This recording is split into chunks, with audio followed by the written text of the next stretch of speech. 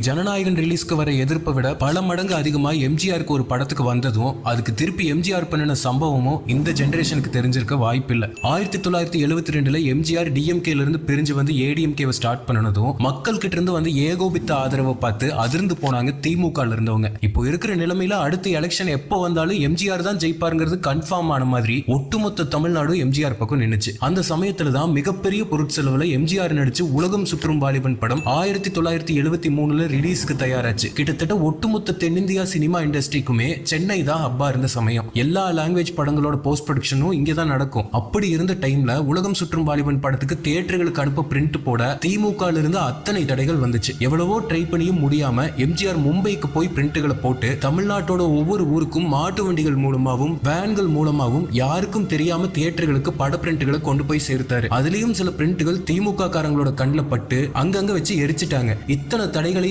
தாண்டி எல்லா தியேட்டர்களுக்கும் பிரிண்ட்களை கொண்டு போய் ஒரு வழியா சேர்த்தாரு எம்ஜிஆர். திமுக ஆதரவாளர்களால நிறைய தியேட்டர் ஓனர்களுக்கு மிரட்டலும் வந்துச்சு, இந்த படத்தை ரிலீஸ் பண்ணினா தியேட்டரே இருக்காதுன்னு. ஆனா அதையும் தாண்டி எம்ஜிஆர் மேல இருக்க அன்பால தைரியமா தியேட்டர் ஓனர்கள் ரிலீஸ்க்கு தயாரானாங்க. தமிழ்நாடு ஃபுல்லா ஒட்டப்பட்ட போஸ்டர்கள் கிழிக்கப்பட்டுச்சு. இந்த படம் ரிலீஸ் ஆகிற விஷயம் மக்களுக்கு போய் சேரவே கூடாதுங்கிறதுல உறுதியா இருந்தாங்க எதிர்கட்சி. ஆனா அதையும் சவாலா எடுத்துட்டு முதல் முறையா போஸ்டருக்கு பதிலா தமிழ்நாடு ஃபுல்லா ஓடின ரிக்ஷாக்கள்லயும் கடைகள்லயும் படத்தோட ஸ்டிக்கர்கள் மக்கள் கண்ணில் படுற மாதிரி ஒட்டப்பட்டுச்சு. திமுகவோட அன்னைய மதுரை மேயர் முத்து இந்த படம் மதுரையில ரிலீஸ் ஆனா நான் சேலையை கட்டிக்கிறேன்னு சவால் விட்டாரு. இது சும்மா விடக்கூடாதுன்னு எம்ஜிஆர் அந்த சவாலை ஏத்துக்கிட்டு படத்தோட ஃபர்ஸ்ட் டே ஃபர்ஸ்ட் ஷோவை மதுரையில ரிலீஸ் பண்ணாரு. ரிலீஸ் டே அன்னைக்கு தமிழ்நாடு முழுக்க இருக்க தியேட்டர்கள் இருக்க ஏரியாக்கள்ல பவர் கட் பண்ணாங்க. முதல் முறையா எம்ஜிஆரோட உதவியில தியேட்டர்கள்ல ஜெனரேட்டர் உதவியோட படம் ஓட ஆரம்பிச்சது. எம்ஜிஆரோட பரம ரசிகர்கள் இதை தன்மான பிரச்சனையா எடுத்துக்கிட்டு தியேட்டர்கள்ல ஆயிரக்கணக்கில் குவிஞ்சாங்க. இத்தனை தடைகளையும் தாண்டி தமிழ் சினிமா அது வரைக்கும் பார்க்காத மிகப்பெரிய வெற்றியை பெற்றுச்சு உலகம் சுற்றும் வாலிபன்.